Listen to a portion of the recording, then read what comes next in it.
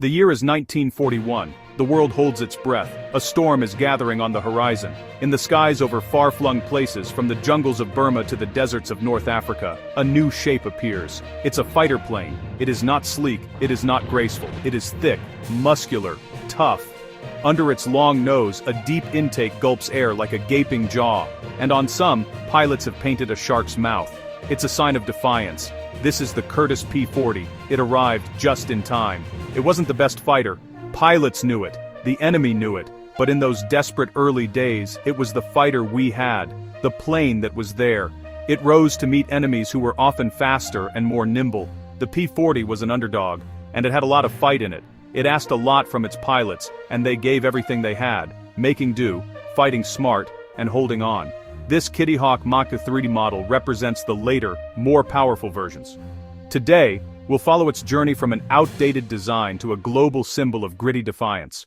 The P-40 did not spring from a revolutionary new idea. It was an evolution, a practical solution for a pressing need. Its story begins with the Curtiss P-36 Hawk, a decent fighter with an air-cooled radial engine. But aviation was moving fast, toward sleeker liquid-cooled inline engines for more speed. Curtiss engineers took the sturdy P-36 airframe and redesigned it to fit the Allison V1710, an American V12 liquid-cooled engine. The marriage of an old body and a new heart created the XP-40, a compromise that could be built quickly. There was no time for a clean-sheet fighter. The P-40 was born from necessity. It was strong. Wide landing gear handled primitive airfields. Simple systems made it easy to maintain with limited tools.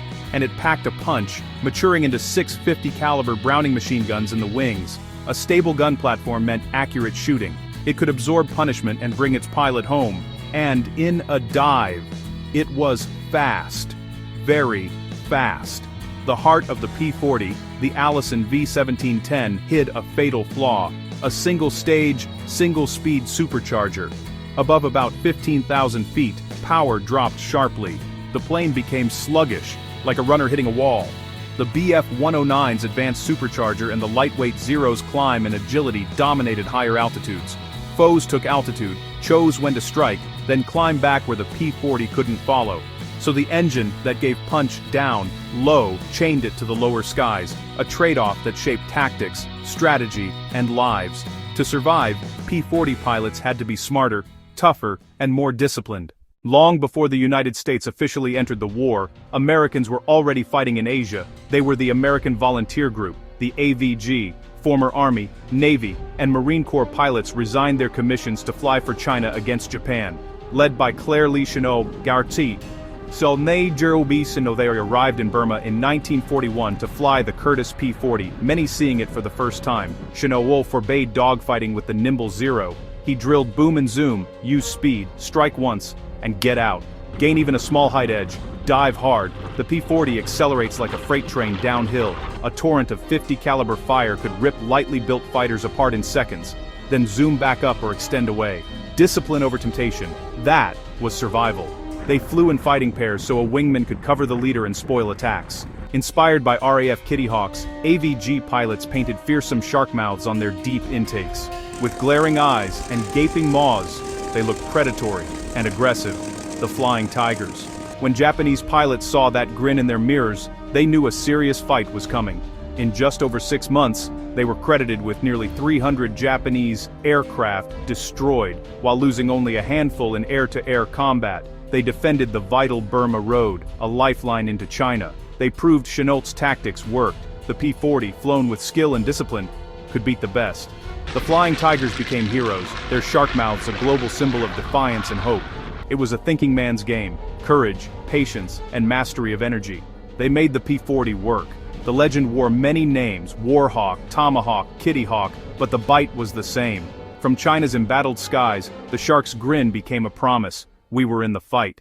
Half a world away, the P-40 found another home in North Africa, flown by the RAF and Commonwealth Air Forces. Australia, New Zealand and South Africa called it the Kittyhawk. The air war was gritty and low-level, tied to tank battles on the ground. Below 15,000 feet, the P-40's sweet spot. Its Allison sang.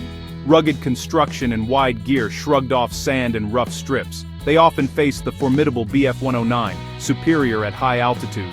Aces like Australia's Clive Killer Caldwell and Canada's James Stocky Edwards scored with teamwork and marksmanship. The Kittyhawk's stability and diving speed made it deadly. It became a fighter bomber carrying a 500-pound bomb under its belly or smaller bombs under the wings.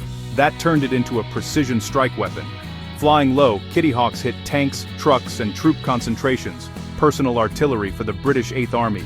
As a cab rank, they circled, waiting for ground controllers to call targets. At El Alamein, close air support helped turn the tide. In desert camouflage, the Kittyhawk proved a reliable, durable warhorse, built for a brawl, not a ballet. Show up, do the hard work, survive to fly again. The workhorse of the desert held the line when it mattered most. The P-40's service spanned the globe, a truly international fighter. It fought at Pearl Harbor in the Philippines and the Dutch East Indies, often outnumbered but unbowed. Across the Pacific and New Guinea, pilots used hit-and-run tactics to buy time until newer fighters arrived. In the Aleutians, they flew through fog and ice over the North Pacific. Thousands went to the Soviets, who valued its guns and toughness for low-level combat and ground attack. It flew with Canadians, New Zealanders, Free French, Brazilians, and Turks. Almost 14,000 were built. By 1943, new thoroughbreds, Mustang, Thunderbolt, Corsair, Hellcat, outclassed it. Value isn't just speed or altitude, it's availability. The P-40 transitioned to strike, convoys, bridges, rail yards. It trained a generation in energy management, gunnery, and discipline, preparing pilots for Mustangs and Thunderbolts. In the war's first 2 critical years, it was there in numbers, holding the line while industry retooled. The Kittyhawk McThird, our model subject, was the peak of the Allison-engined variants, with more power and refinements. Its true victory was availability and durability, present everywhere when nothing else could be. The Curtiss P-40 Warhawk and Kittyhawk were never the kings of the sky. They were the soldiers of the sky. Defined by grit, they held the line from China to Africa. With courage and smart tactics, even an obsolete fighter became deadly and decisive.